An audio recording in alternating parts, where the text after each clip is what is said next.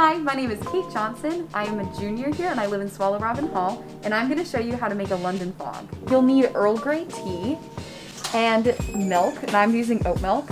And then we at The Bean use some flavors at the bottom that are optional, but we use honey, lavender, and vanilla. Add half a pump of lavender, half a pump of vanilla, and as much honey as you would like. I like a little extra honey, so we're just going to let that go in. Beautiful. And then we're going to add a little bit of hot water in this tea bag, and we're going to let it steep for 3 minutes. And then you steam the milk using a steam wand.